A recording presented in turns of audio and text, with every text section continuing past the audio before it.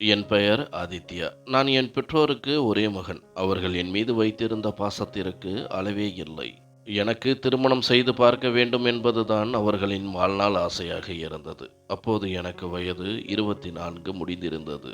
ஆனால் அவர்கள் கூடிய விரைவில் என் திருமணத்தை நடத்திவிட துடித்தார்கள். நான் வேலைக்கு சேர்ந்து வெறும் 3 மாதங்களே ஆகியிருந்தது. அதற்குள் எனக்காக பெண் தேட ஆரம்பித்து விட்டார்கள். நானும் என் பெற்றோரின் மனதை கஷ்டப்படுத்த விரும்பவில்லை. என் திருமணத்தால் அவர்களுக்கு மகிழ்ச்சி கிடைக்குமானால் அந்த மகிழ்ச்சிக்காக நான் தயாராக இருக்கின்றேன் என்று எண்ணி அவர்கள் எது சரியென்று நினைக்கின்றார்களோ அதையே செய்யும்படி என் முடிவை தெரிவித்தேன். என் பெற்றோர்கள் தீவிரமாக எனக்காக பெண் தேடிக்கொண்டிருந்தார்கள். ஆனால் விதி அதற்குள் வேறு ஒரு பாதையை தீர்மானித்தது. ஒருமுறை அம்மா அப்பா ஒரு உறவினர் திருமணத்திலிருந்து திரும்பிக் கொண்டிருந்த போது வழியில் அவர்கள் கார் விபத்தில் சிக்கினார்கள். அம்மா சம்பவ இடத்திலேயே துரதிர்ஷ்டவசமாக உயிரிழந்து விட்டார். அப்பா மிகவும் மோசமாக காயமடைந்து மருத்துவமனைக்கு கொண்டு செல்லப்பட்டார். ஆனால் மறுநாள் அவரும் எங்களை விட்டு பிரிந்து விட்டார். என் மீது இடி விழுந்தது போல் இருந்தது. என் சந்தோஷமான குடும்பம் ஒரு நொடியில் சிதறி போயிருந்தது. ஆனால் அப்பா இறப்பதற்கு முன் என்னிடம் ஒரு முக்கியமான விஷயத்தை மன வருத்தத்துடன் பகிர்ந்து கொண்டார். அவர், நாங்கள் கலந்து கொண்ட திருமணத்தில் என் சிறுவயது நண்பரும் அவரது மனைவியும் ஒரு கார் விபத்தில் இறந்து விட்டார்கள் என்று கேள்விப்பட்டேன். அவர்களுக்கு ஒரு மகள் இருக்கிறாள். அவள் தற்போது தன் மாமா மாமியுடன் வசிக்கிறாள். என் நண்பரின் மகள் நிவேதா அந்த திருமணத்திற்கு வந்திருந்தாள். அந்த பெண்ணை எனக்கு உனக்காக மிகவும் பிடித்துவிட்டது. நீ அந்த குழந்தைக்கு ஆதாரமாக இரு. அவளை திருமணம் செய்து கொள். நிவேதாவின் அப்பாவும் நானும் மிகவும் நெருங்கிய நண்பர்கள். என் பாசமிகு நண்பரின் மகள் இப்படி ஆதரவின்றி இருப்பதை நான் விரும்பவில்லை. நீ அவளை திருமணம் செய்து அவளுக்கு ஒரு நல்லதொரு வாழ்க்கையை அமைத்துக் கொடு என்று என்னிடம் உறுதியாக கூறினார். நான் என் அப்பாவிடம் அவரது நண்பரின் மகள் நிவேதாவை நிச்சயமாக திருமணம் செய்து கொள்வேன் என்று உறுதிமொழி கொடுத்தேன். அப்பா அம்மா சென்று 2 மாதங்களாகி இருந்தன. அப்பா என்னிடம் நிவேதாவின் மாமாவின் முகவரியை கொடுத்திருந்தார். என் திருமண பேச்சை எடுத்துக்கொண்டு நான் அப்பாவின் நண்பரின் வீட்டிற்கு போனேன். நான் நடந்த துயர சம்பவங்களை அவர்களிடம் சொன்னேன். அப்பா அம்மாவை பற்றி கேட்டு அவர்கள் மிகவும் வருத்தம் தெரிவித்தனர். அவர்கள், ஆமாம், உன் அப்பா எங்களிடம் திருமணத்தில் இதை பற்றி பேசினார் என்று ஒப்புக்கொண்டனர். நிவேதா தன் மாமா மாமியுடன் வசித்து வந்தாள். அதன் பிறகு சில நாட்களிலேயே எனக்கும் நிவேதாவுக்கும் திருமணம் நடந்தது. அவள் மிகவும் பண்பான அறிவார்ந்த பெண். நான் நிவேதாவை என் வீட்டு மணமகளாக அழைத்து வந்தேன். நிவேதாவின் பாசமான அணுகுமுறை என் மனதை கொள்ளை கொண்டது. என் பெற்றோரின் முடிவில் நான் மிகவும் மகிழ்ச்சியடைந்தேன். நிவேதாவுடனான திருமணம் நிச்சயம் செய்யப்பட்டதாக இருந்தாலும் நான் மெதுவாக அவளது காதலில் ஆழமாக மூழ்கினேன். நாங்கள் இருவரும் மகிழ்ச்சியாக வாழ்ந்து வந்தோம். ஆனால் உண்மையான பிரச்சனை 3 மாதங்களுக்கு பிறகு நிவேதா கர்ப்பமான போது தொடங்கியது. அவளது உடல் மிகவும் பலவீனமாக இருந்ததால் மருத்துவர் அவளை கண்டிப்பாக படுக்கை ஓய்வு எடுக்கச் சொன்னார். வீட்டில் அவளை கவனித்துக் கொள்ளவும் வீட்டு வேலைகளை செய்யவும் யாரும் இல்லை. வேறு வழியின்றி நான் இந்த விஷயத்தை நிவேதாவின் மாமியிடம் சொன்னேன். என் வீட்டில் அவளை கவனிக்க யாரும் இல்லை என்று. நான் சொன்னதை கேட்டு நிவேதாவின் மாமியும் யோசனையில் ஆழ்ந்தார். நிவேதாவுக்கு ஒரு 1 வீட்டு தங்கை இருந்தாள். அவளுக்கு சுமார் 17-18 வயது இருக்கும். நிவேதாவின் மாமி, நீ தாராவை உன்னுடன் அழைத்து செல் என்றார். நான் தாராவை பார்த்தேன். அவள் மிகவும் அழகாகவும் வெகுளியாகவும் இருந்தாள். ஆனால் ஏனோ தெரியவில்லை, அவள் எனக்கு சற்றே வித்தியாசமான அப்பாவித்தனத்துடன் தெரிந்தாள். அவள் சிரித்தபடி என்னை பார்த்து கொண்டிருந்தாள். நானும் அவளது புன்னகைக்கு புன்னகையால் பதிலளித்தேன். அவள் உடனே வெட்கப்பட்டு அங்கிருந்து ஓடிவிட்டாள். நிவேதாவின் மாமி தாராவிடம், தாரா, உன் துணிகளை பையில் போட்டு அக்கா வீட்டிற்கு செல். இந்த நேரத்தில் நிவேதாவுக்கு உன் உதவி தேவை என்றார். தாரா தலையசைத்து சம்மதித்தாள். நான் என் பைக்கில் வந்திருந்தேன். நான் தாராவை பைக்கில் ஏறுமாறு சொன்னேன். அவள் அமர்ந்து கொண்டாள். நான் பைக்கை ஓட்டத் தொடங்கினேன். பைக்கின் பின்னால் கைப்பிடி இருந்தது. ஆனால் அவள் முதலில் என் தோள்களை பிடித்து கொண்டாள். நான் பைக்கை ஓட்ட ஆரம்பித்தேன். ஆனால் நாங்கள் சிறிது தூரம் சென்றதுமே அவள் தன் கைகளை என் தோள்களிலிருந்து எடுத்து என் இடுப்பில் வைத்தாள். மெதுவாக என்னுடன் ஒட்டி உட்கார ஆரம்பித்தாள். கடைசியில் அவள் என் இடுப்பை இறுக்கி கட்டிக்கொண்டாள். பைக்கை ஓட்டி கொண்டிருந்த எனக்கு பெரும் அதிர்ச்சியாக இருந்தது. நான் மோட்டார் சைக்கிளை ஓரமாக நிறுத்தி, தாரா, நீ என்ன செய்கிறாய்? தள்ளி உட்கார் என்றேன். நான் சொன்னதை கேட்டு அவள் பதட்டமடைந்து கைகளை விலக்கிக் கொண்டு, எனக்கு வேகமாக செல்லும் பைக்கில் மிகவும் பயமாக இருக்கும். நீங்கள் வேகமாக ஓட்டினீர்கள், அதனால்தான் உங்களை இறுக்க கட்டிக்கொண்டேன் என்று சொன்னாள். நான் மெதுவாக ஓட்டுகிறேன். பயமாக இருந்தால் என் தோள்களை பிடித்துக்கொள். என்னை எப்படி நெருக்கி கட்டிக்கொள்ள வேண்டியதில்லை என்றேன். நான் சொன்னதைக் கேட்டு அவள் பின்னால் விலகி உட்கார்ந்து கொண்டாள். நான் அவளை வீட்டிற்கு அழைத்து வந்தேன். தாராவை பார்த்ததும் நிவேதா மிகவும் மகிழ்ச்சி அடைந்தாள். இப்போது எல்லா வேலைகளும் தாராவின் பொறுப்பில் வந்து சேர்ந்தன. என் அலுவலக உடைகள் முதல் வீட்டு வேலைகள் வரை எல்லாவற்றையும் தாராதான் கவனித்துக் கொண்டாள். ஒருமுறை நான் என் அறையுடன் இணைந்த குளியல் அறையில் குளித்துக் கொண்டிருந்தேன். நிவேதா அறையில்தான் இருந்தாள் என்று நினைத்தேன். நான் அவளை, நிவேதா, நீ எங்கு இருக்கின்றாய்? துண்டை கொடு, நான் மறந்து விட்டேன் என்று சத்தமாக கூப்பிட்டேன். சிறிது நேரத்திற்கு பிறகு ஒரு கை மட்டும் முன்னால் வந்தது. நான் அந்த கையிலிருந்து துண்டை எடுத்துக்கொண்டேன். நிவேதா, நீ எங்கே போயிருந்தாய்? எவ்வளவு நேரமாக கேட்டேன் என்றேன். ஆனால் எந்த பேச்சும் இல்லை. நான் குளியல் அறையிலிருந்து வெளியே வந்தேன். அப்போது துண்டை மட்டுமே கட்டியிருந்தேன். ஆனால் நான் அறைக்குள் வந்ததும் என் முன்னால் தாராவை பார்த்து குழப்பத்தில் உறைந்தேன். அவள் உடைகளை கொண்டு வர வந்திருக்கலாம். ஆனால் திரும்பிச் செல்லாமல் மேக்கப் மேஜையின் மீது நின்று நிவேதாவின் லிப்ஸ்டிக்கை போட்டுக் கொண்டிருந்தாள். என்னை பார்த்ததும் அவளும் பயந்து போனாள்.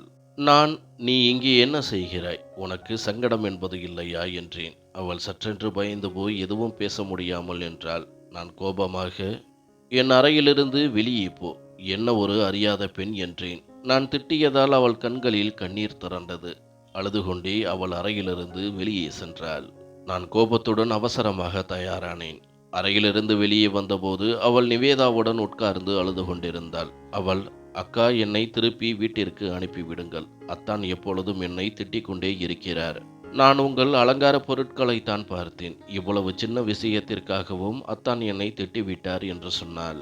நிவேதா என்னை கோபமாக பார்த்து, ஆதித்யா, நீயும் விசித்திரமானவர். அவள் என் தங்கை, சின்ன பெண். நீ எவ்வளவு மோசமாக அவளை திட்டிவிட்டாய். வீட்டில் அத்தனை வேலைகளையும் இவள்தான் செய்கிறாள். என் கட்டாயத்திற்காகவும் என் மீதுள்ள பாசத்திற்காகவும் இங்கு வந்து எல்லா வேலைகளையும் செய்கிறாள். அவளிடம் அன்பாக பழகுங்கள் என்றாள். நான் நிவேதாவின் அப்பாவித்தனத்தை என்னவென்று சொல்வது என்று தெரியாமல் வியப்புடன் அவளை பார்த்தேன். நான் குளியல் அறையில் இருந்தபோது துண்டு கொடுத்தது நிவேதா அல்ல, தாராதான் துண்டை கொடுத்தாள் என்பதையும் உணர்ந்தேன். அவள் வினோதமானவள். அவள் நினைத்திருந்தால் நிவேதாவை சத்தமாக கூப்பிட்டிருக்கலாம். ஆனால் அவள் தானே துண்டு கொடுத்தாள். சற்று தவறுதலாக நான் நிவேதா என்று நினைத்து அவளது கையை பிடித்து உள்ளே இழுத்திருந்தால் என்ன நடந்திருக்கும்? இப்போது எனக்கு தாரா மீது கோபம் வர ஆரம்பித்தது. என்னவென்றால் அவளது ஒவ்வொரு செயலும் குழப்பமாக இருந்தது. ஒருமுறை என் உடல்நிலை சரியில்லாததால் நான் சீக்கிரமாகவே வீட்டிற்கு வந்துவிட்டேன். வீடு அமைதியாக இருந்தது. நான் நேராக என் அறைக்கு வந்தேன். நிவேதா போர்வையால் முகத்தை மூடிக்கொண்டு தூங்கிக் கொண்டிருந்தாள். அவள் கர்ப்பமானதிலிருந்து என்னை தன் அருகில் வர அனுமதிப்பதில்லை. இன்று என் மனம் அவளிடம் சந்தோஷமாக இருக்க தோன்றியது. நான் அறையை பூட்டினேன். படுக்கையில் நிவேதாவுடன் படுத்தேன். நான் அவளை என் கைகளில் அணைத்து அன்பு செலுத்தலாம் என்று நினைத்தேன். நான் விளக்கையும் அணைத்தேன். அவள் போர்வையை விலக்கி அவளுக்கு மிக அருகில் படுத்தேன். நான் அவளை என் கைகளில் அணைத்தபோது அவள் விழித்திருக்கலாம். அவள், இது நீங்களா என்று அவள் ஏதாவது சொல்வதற்கு முன் நான் அவளது வாயின் மேல் என் கையை வைத்து தடுத்தேன். போதும், சத்தம் போடாதே. நீ என்னை தவிக்க விட்டு மிகவும் நாளாகிவிட்டது. 1 மாதத்திற்கும் மேலாகிவிட்டது. நீ என்னை உன் அருகில் வர விடுவதில்லை என்று சொன்னேன். நான் அவளை இன்னும் நெருங்குவதற்கு முன் மெயின் கேட்டின் மணி அடித்தது. நான் அவளிடமிருந்து விலகி மேஜை விளக்கை போட்டேன். ஆனால் என் பார்வை படுக்கையில் விழுந்தபோது நான் உறைந்து போனேன். ஏனென்றால் நிவேதாவுக்கு பதிலாக படுக்கையில் தாரா படுத்திருந்தாள். அவள் இந்த நேரத்தில் மிகவும் பதற்றத்தில் இருந்தாள். அவளது நீண்ட கூந்தல் கலைந்திருந்தது. அவளது முகம் வெட்கத்தால் சிவந்திருந்தது. அவளது பெரிய கூர்மையான இமைகள் வெட்கத்தால் தாழ்ந்திருந்தன. அவள் உடனடியாக தன் துப்பட்டாவை எடுத்து தன் மீது போர்த்தி கொண்டு அறையிலிருந்து வெளியே ஓடிவிட்டாள். எனக்கு கோபத்தாலும் வெட்கத்தாலும் உயிர் போகும் போலிருந்தது. சிறிது நேரத்திற்கு பிறகு நிவேதா மூச்சு இறைக்க அறைக்குள் வந்தாள். அவள் கையில் ஒரு பையை கொண்டு வந்திருந்தாள். எங்கோ வெளியிலிருந்து வருவது போல் தெரிந்தது. அவள் கட்டிலில் அமர்ந்து, நீங்கள் ஆபீஸிலிருந்து வந்து விட்டீர்களா என்றாள். ஆமாம், நான் வந்து விட்டேன். ஆனால் நீ எங்கே போயிருந்தாய் என்று கேட்டேன். அவள், எனக்கு சற்று உடம்பு சரியில்லாதது போல் இருந்தது. அதனால் நான் தனியாகவே டாக்டரிடம் போய்விட்டேன். இது எனக்கு புதிய அனுபவம். அதனால் எனக்கு பயமாக இருந்தது. டாக்டர் ஒன்றும் இல்லை என்று சொல்லிவிட்டார். சில மருந்துகள் கொடுத்திருக்கிறார். சாப்பிட்டால் சரியாகிவிடும் என்றாள். ஆனால் அவள் நாளுக்கு நாள் பலவீனமாகி வருவதாக எனக்கு தோன்றியது. நான், உன்னை கவனித்துக்கொள், எவ்வளவு பலவீனமாகிவிட்டாய் என்றேன். நான் சொன்னதைக் கேட்டு நிவேதா என்னை காதலுடன் பார்த்து என் மடியில் தன் தலையை சாய்த்தாள். நான் மெதுவாக அவளது தலையை வருடிக் கொடுத்தேன். ஒருவேளை அது அவளுக்கு இதமாக இருந்திருக்கலாம். அவளுக்கு தூக்கமும் வரத் தொடங்கியது. சிறிது நேரத்தில் அவள் ஆழ்ந்த உறக்கத்திற்குள் சென்று விட்டாள். நான் அவளை என் மடியிலிருந்து கட்டிலில் படுக்க வைத்தேன். இப்போது தாரா பற்றிய கவலையும் எனக்கு இருந்தது. அவள் தன் அக்காவிடம் நடந்ததை எதையாவது சொல்லி விடுவாளோ என்று நான் அறையிலிருந்து வெளியே வந்தேன். தாரா சமையலறையில் காய்கறி சமைத்து கொண்டிருந்தாள். நான் அவளிடம் சென்று, தாரா பார், நடந்ததில் என் தவறு மட்டுமல்ல, உன் தவறும் இருந்தது. நீ ஓய்வெடுக்க விரும்பினால் உன் அறையில் போயிருக்கலாம். என் அறையில் படுக்க என்ன அவசியம்? நிவேதாவிடம் இந்த விஷயம் போய் சேர நான் விரும்பவில்லை. அதனால் நீ இந்த விஷயத்தை அவளிடம் சொல்லாதே. நடந்தது ஒரு விபத்து மட்டும்தான் என்றேன். நான் சொன்னதை கேட்டு தாரா, அக்காதான் என்னை அவர்கள் அறையில் படுக்கச் சொன்னார்கள். ஏனென்றால் என் அறையில் ஏசி வேலை செய்யவில்லை என்றாள். அவளது கட்டாயத்தை புரிந்து கொண்டு நான், சரி சரி, இப்போது இதை உன் அக்காவிடம் சொல்லாதே, இல்லையென்றால் வீணாக உறவில் விரிசல் வந்துவிடும் என்றேன். அவள் உடனே என் பேச்சை கேட்டாள். இந்த விஷயத்தை அவள் விரைவாக புரிந்து கொண்டாள் என்று நானும் நிம்மதியடைந்தேன். காலம் வேகமாக சென்றது. ஆனால் மெதுவாக நிவேதா பலவீனமாகிக் கொண்டிருந்தாள். நான் அவளை மிகவும் அக்கறையுடன் கவனித்துக் கொண்டேன். ஆமாம், தாராவுடன் என் பேச்சுவார்த்தை ஓரளவு அதிகரித்தது. அவள் தன் கல்லூரி கதைகளையும் என்னிடம் சொல்வதுண்டு. ஆனால் நிவேதாவின் நிலை எனக்கு சரியாக தெரியவில்லை. காலம் செல்ல செல்ல அவளுக்கு மூச்சு திணறல் அதிகமாக இருந்தது. ஒருவேளை அவளுக்கு இரத்த சோகை இருக்கலாம் என்று தோன்றியது. நான் அவளுக்கு இரும்புச்சத்து ஏற்றவும் சில சமயம் ஊசிகளும் போட வைத்தேன். அவளது நிறம் வெளிரி போயிருந்தது. அவள் மிகவும் பலவீனமாகிவிட்டாள். 9 மாதங்கள் ஆகும்போது அவளது நிலைமை மிகவும் மோசமடைந்து விட்டது. அவளால் நடக்கக்கூட முடியவில்லை. அதனால் நான் அவளுக்காக சக்கர நாற்காலி வாங்க வேண்டியிருந்தது. டாக்டர் அறுவை சிகிச்சை பற்றி பேசினார். நானும் தாராவும் மட்டுமே அவளை மருத்துவமனைக்கு அழைத்து சென்றோம். ஆனால் அவளது அறுவை சிகிச்சையில் நிறைய சிக்கல்கள் எழுந்தன. 2 மணி நேரம் கழித்து பெண் டாக்டர் அறையிலிருந்து வெளியே வந்தார். அவர் கையில் ஒரு குழந்தையை பிடித்திருந்தார். என் குழந்தையை பார்த்து நான் மகிழ்ச்சி அடைந்தேன். நிவேதா ஒரு அழகான மகனை பெற்றெடுத்து இருந்தாள். நான் கொஞ்சினேன். ஆனால் டாக்டரின் முகத்தை பார்த்து என் இதயம் படபடவென அடித்தது. டாக்டர், மிஸ்டர் ஆதித்யா, உங்கள் மனைவியின் நிலைமை மிகவும் மோசமாக உள்ளது என்றார். இதை கேட்டு நான் உடனே கலக்கமடைந்தேன். நான் அவளுக்கு என்ன ஆயிற்று என்று கேட்டேன். அவளால் சரியாக மூச்சு விட முடியவில்லை. அவளிடம் இன்னும் கொஞ்ச நேரம்தான் இருக்கிறது. தயவு செய்து சென்று அவளை பாருங்கள் என்றார். இதை கேட்டவுடன் என் தலையில் வானமே இடிந்து விழுந்தது போல் இருந்தது. நான், டாக்டர், என்ன சொல்கிறீர்கள்? என் நிவேதாவுக்கு எதுவும் ஆகாது என்றேன்.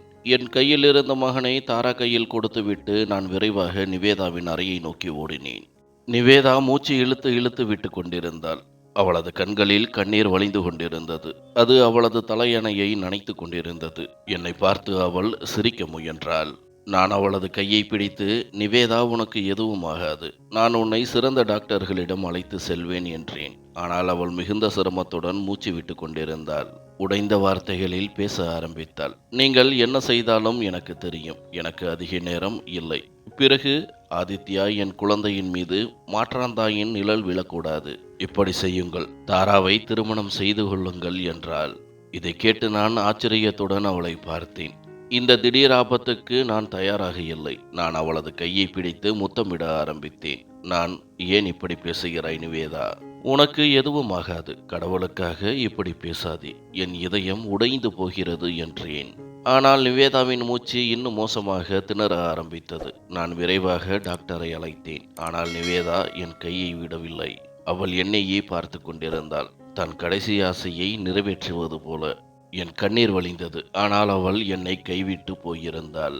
நான் என் மனைவியின் மீது மட்டுமே என் எல்லா அன்பையும் விசுவாசத்தையும் வைத்திருக்கும் ஆண்களில் ஒருவன். நிவேதாவை நான் உண்மையாகவே காதலித்தேன். என் இதயம் அவளது இதயத்துடன் இணைந்திருந்தது. அவள் என் இதயத்தில் ஒரு மிக உயர்ந்த இடத்தை பிடித்திருந்தாள். நான் நிவேதாவை தவிர வேறு எந்த பெண்ணையும் ஏறிட்டு கூட பார்த்ததில்லை. ஆனால் அவள் என்னிடம் வேண்டிக் கொண்டு சென்று விட்டாள். நான் அவளை எழுப்ப ஆரம்பித்தேன். கத்த ஆரம்பித்தேன். நான், நிவேதா, நீ என்னை இப்படி விட்டு விட்டு போக முடியாது. நாம் இன்னும் முழு வாழ்க்கையையும் ஒன்றாக கழிக்க வேண்டும். நம் குழந்தையை வளர்க்க வேண்டும் என்றேன். ஆனால் அவள் எழவில்லை. டாக்டர் என்னை ஆறுதல் படுத்தினார். தாராவுக்கு இன்னும் நிவேதா எங்களை விட்டு போய்விட்டாள் என்பது தெரியவில்லை. நான் அறையிலிருந்து வெளியே வந்தபோது அவள், அத்தான், அக்காவுக்கு என்ன ஆனது என்று கேட்டாள். நான் என் குழந்தையை அவளது கையிலிருந்து எடுத்து, அவள் நம்மை விட்டு போய்விட்டாள், இனி ஒருபோதும் திரும்பி வரமாட்டாள் என்று சொன்னேன். இதை கேட்டவுடன் அவள் அலறிக் கதறினாள்.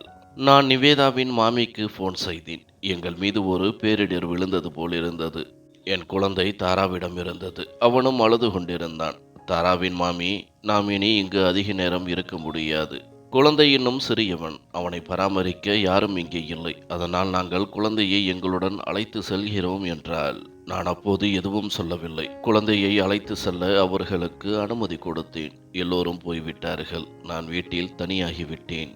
இப்போது நிவேதாவின் நினைவுகள் மட்டுமே இருந்தன. 1 மாதம் கடந்துவிட்டது. நான் என் அலுவலகத்தில் மீண்டும் வேலையில் சேர்ந்தேன். தினமும் சிறிது நேரம் என் மாமியார் வீட்டிற்கு போவேன்.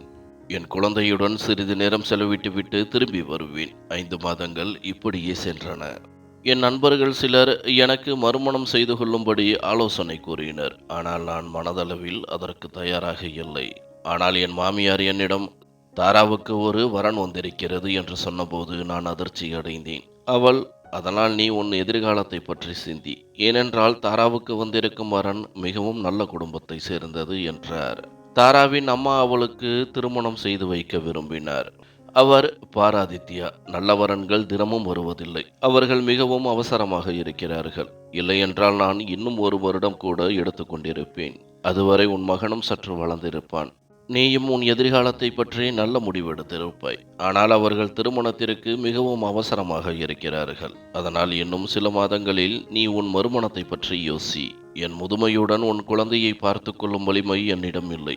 இல்லையென்றால் நான் ஒருபோதும் நிவேதாவின் குழந்தையை ஒரு மாற்றாந்தாயிடம் ஒப்படைத்திருக்க மாட்டேன் என்றார். நான் அமைதியாக உட்கார்ந்திருந்தேன்.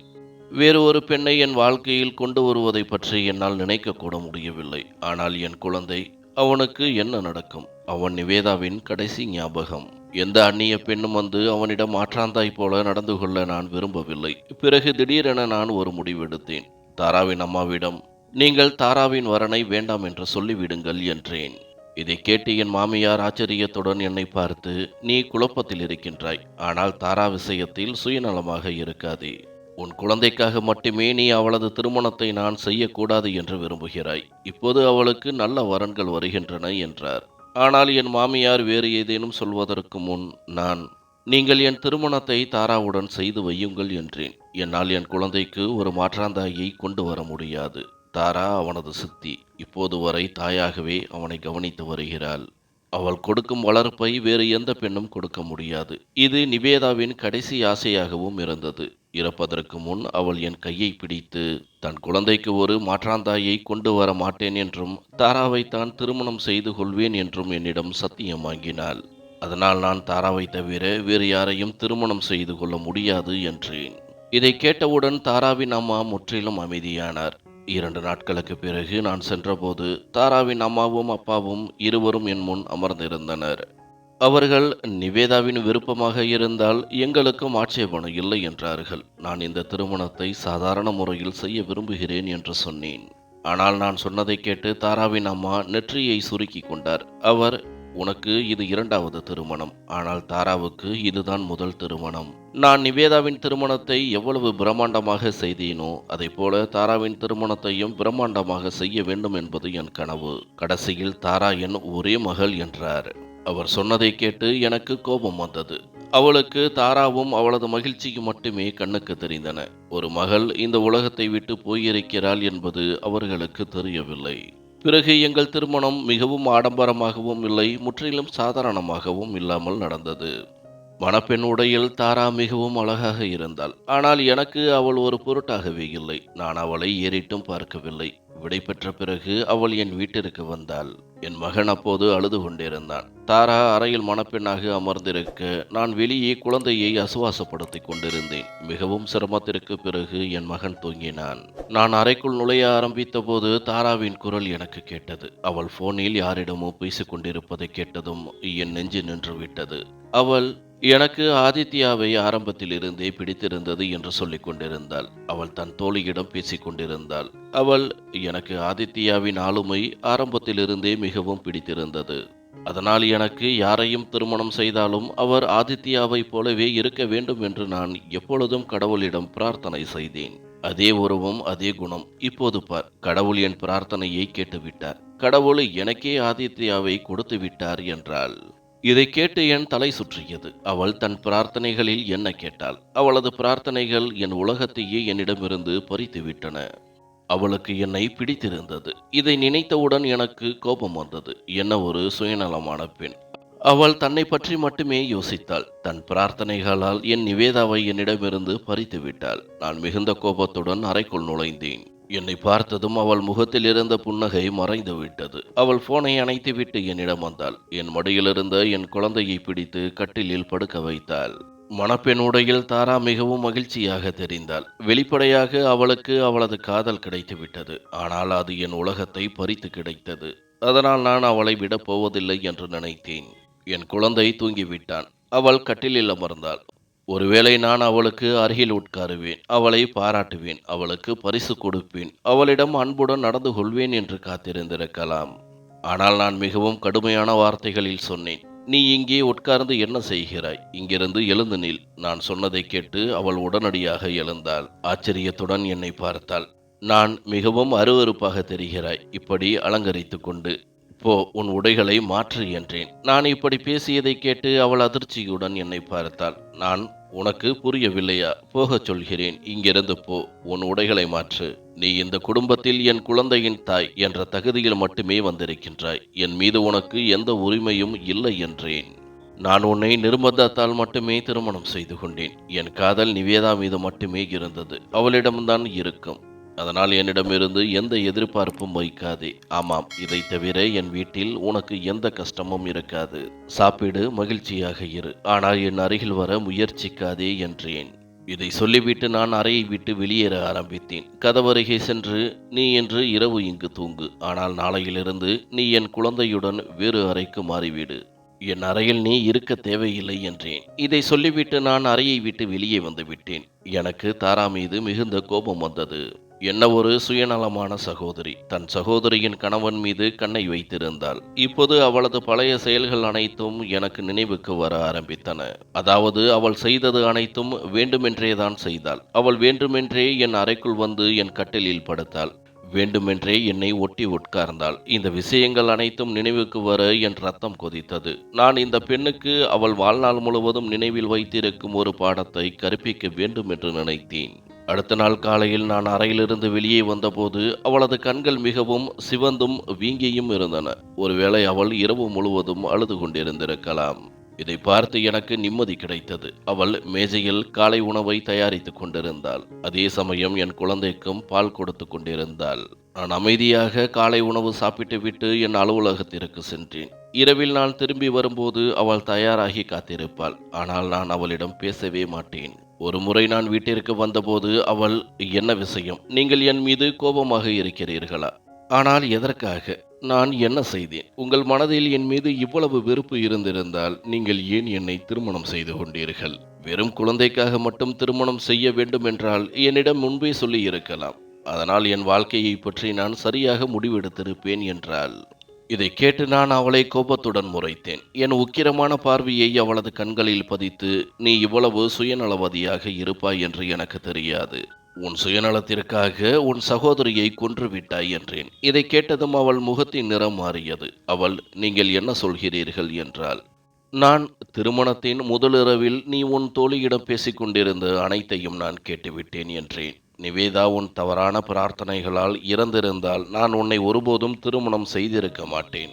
என் நிர்பந்தம் என் குழந்தை மட்டும்தான். அதனால்தான் நான் உன்னை பொறுத்து கொண்டிருக்கின்றேன். நீ என்னிடமிருந்து என் காதலையும் என் வாழ்க்கையையும் பறித்து விட்டாய் என்றேன். அவள், நீங்கள் தவறாக புரிந்து கொள்கிறீர்கள். இது முற்றிலும் உங்கள் தவறான புரிதல். அப்படி எதுவும் இல்லை என்றாள். ஆனால் நான் அவள் சொல்வதை நம்பவில்லை.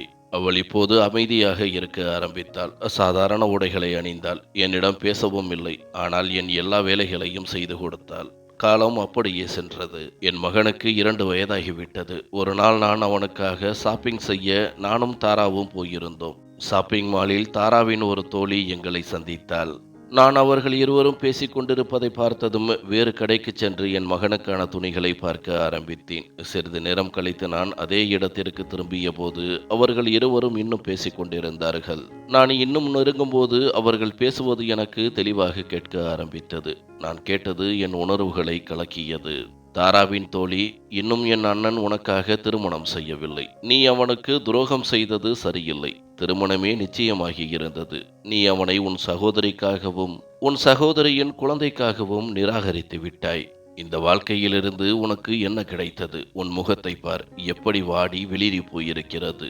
என்ன ஒரு மோசமான வாழ்க்கையை நீ வாழ்ந்து கொண்டிருக்கின்றாய். நீ அவனிடம் பொய் சொன்னாய். உன் பொய்யை அவன் நம்பவில்லை என்றாள். தாரா, நான் என் சகோதரியை மிகவும் நேசித்தேன். சிறுவயதிலிருந்தே அவள் என்னிடம் அன்புடன் நடந்து கொண்டாள். என் எல்லா பிடிவாதங்களையும் நிறைவேற்றுவாள். இவ்வளவு அன்பான மற்றும் பாசமான சகோதரி இறந்தபோது நான் எப்படி அவளது குழந்தையை ஒரு மாற்றாந்தாயிடம் ஒப்படைப்பேன்? என் வாழ்க்கையில் நான் மிகவும் மகிழ்ச்சியாக இருக்கிறேன் என்றாள். இப்போது எனக்கு எல்லாம் புரிந்துவிட்டது. திருமண இரவில் நான் கேட்ட வார்த்தைகள், தாரா அந்த பையன் பின்வாங்க வேண்டும் என்பதற்காக அவனிடம் பொய் சொன்னது. நான் அவளை தவறாக புரிந்து கொண்டேன். நான் உண்மையை அறிய முயற்சிக்கவே இல்லை. கடந்த 2 வருடங்களாக நான் அவளுக்கு தண்டனை கொடுத்து கொண்டிருந்தேன். நான் தாராவிடம் வந்தேன். என் மகனுக்கான ஷாப்பிங் முடிந்துவிட்டது. நான் தாராவின் கையை பிடித்து வளையல்கள் விற்கும் கடைக்கு அழைத்துச் சென்றேன். நான் தங்க வளையல்களை எடுக்கச் சொன்னேன். அவள் என்னை ஆச்சரியத்துடன் பார்த்து கொண்டிருந்தாள். நான் அவளது கையை பிடித்து நானே அவளது கைகளில் வளையல்களை போட்டேன். அவள் ஆச்சரியத்துடன் என்னை பார்த்து கொண்டே இருந்தாள்.